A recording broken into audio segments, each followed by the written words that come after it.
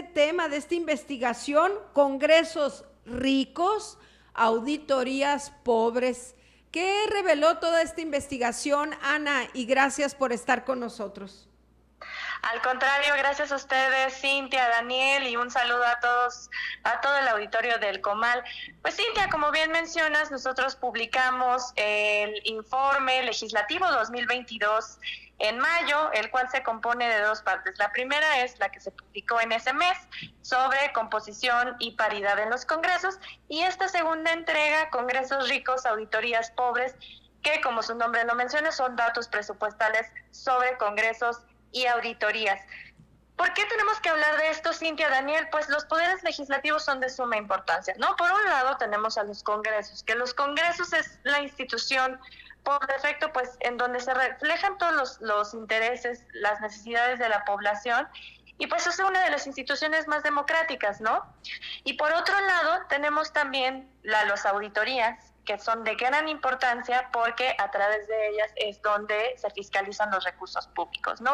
Es donde pues se puede comprobar si el gasto que ejercieron los entes públicos, en este caso los estados, pues realmente corresponde a las necesidades de la población, corresponde a las metas y a los objetivos planteados en los planes estatales de desarrollo. Entonces, por eso estudiamos a los poderes legislativos estatales. Oye, Ana. Sí, perdón, sí. Disculpa que la interrumpa. En Sonora, por ejemplo, el Congreso del Estado designa a quien lo audita, al titular de lo que aquí es el ISAF. ¿Es un fenómeno que ocurre en todo el país ese? Sí, de hecho, precisamente en la mañana tenía otra entrevista con una emisora local de Veracruz, y es la misma situación que me planteaba. No es una situación que pasa en todos los estados. Más bien todos los estados deben de auditar los recursos públicos a través de sus órganos de fiscalización, de sus auditorías, pero pues bueno, luego se ven estas circunstancias en donde pues les platicaba que hay muchas presiones políticas. Y estos recortes presupuestales que vemos nosotros, por ejemplo, en el estudio que se hacen a las auditorías, pues corresponden a una presión política, ¿no? Muchas veces cambian las administraciones y se conserva el auditor, entonces como que para meter una presión política, pues se recortan el presupuesto de las auditorías para que finalmente el auditor renuncie. Esto ha pasado, no es algo que pase frecuentemente, pero sí ha pasado. Y esto que mencionas de lo de la presión política en todos los sentidos, hasta el momento de las votaciones, los congresos, por lo menos en la experiencia del que tenemos, del de aquí de Sonora, híjola, la verdad que es muy evidente cuando el gobierno en turno quiere aprobar algo que en ocasiones no es de beneficio para los ciudadanos, pero pues se encargan de cabildear entre todas las fuerzas políticas y siempre se salen con la suya, desafortunadamente, ¿no? Sí, desafortunadamente así luego pasa, Cintia. Pues hay iniciativas que son también con fines políticos. Muchas. Pero pues hay que recordar la función principal de los congresos, que es velar por los intereses de las y los ciudadanos. Eso es lo que nos debería de importar a todas y a todos. Sí. Bueno, y ahorita que mencionas esto, congresos ricos, auditorías pobres, esto es lo que revela en varios de los congresos. ¿Qué congresos del país fue los que investigaron, Ana? Nosotros estudiamos a los 32 congresos estatales, okay, de los 32 entidades federativas. Lo que nosotros pudimos observar es que solamente 1/3 del presupuesto al Poder Legislativo en los estados se destina a las auditorías. Hay estados como lo es Morelos, que únicamente destinó 33 millones de pesos, lo cual pues claro que es mucho dinero, pero si lo vemos en términos de cuánto le corresponde del Poder Legislativo, es únicamente el 8%. Lo cual pues difícilmente pues le permite operar a la auditoría, porque aquí hay dos cosas importantes, Cintia, Daniel.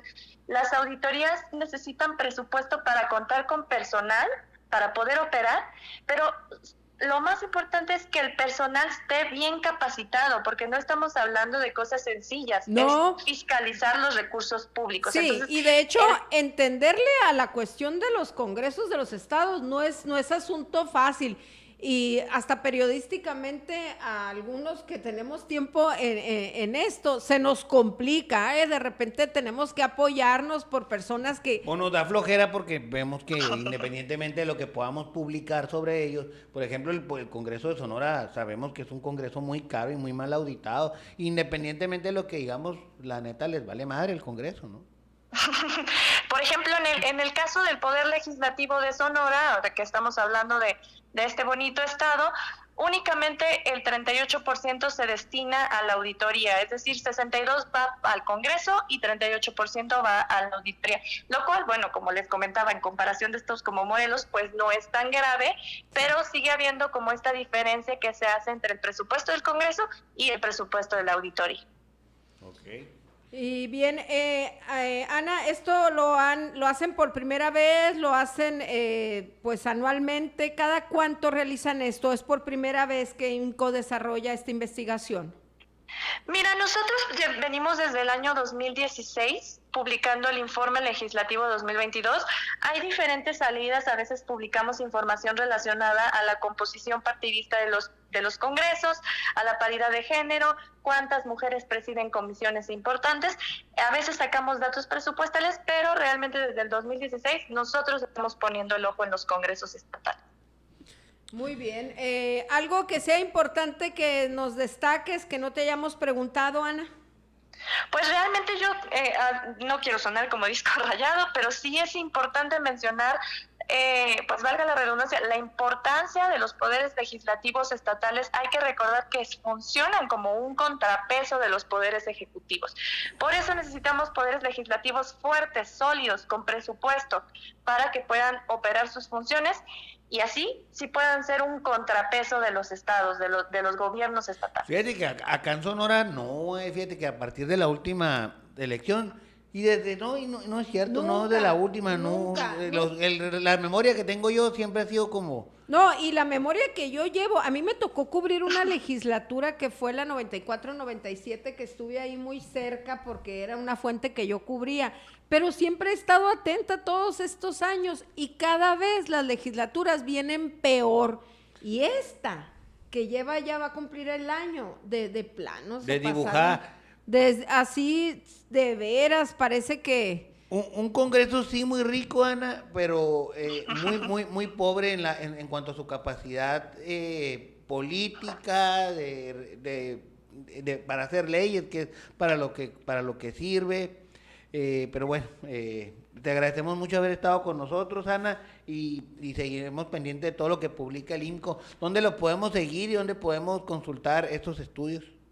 Sí, pueden consultar este y otros estudios que también seguimos sacando para que la ciudadanía se siga informando en nuestro sitio web imco.org.mx, en nuestras redes sociales IMCO.mx, ahí pueden consultar YouTube, Instagram, LinkedIn, Twitter, Facebook, todas las redes famosonas que existen. Muy bien. Perfecto. Muchas gracias, Ana Lambarri, por estar con nosotros. Siempre es un gusto. Al contrario, muchas gracias a ustedes, que estén muy bien.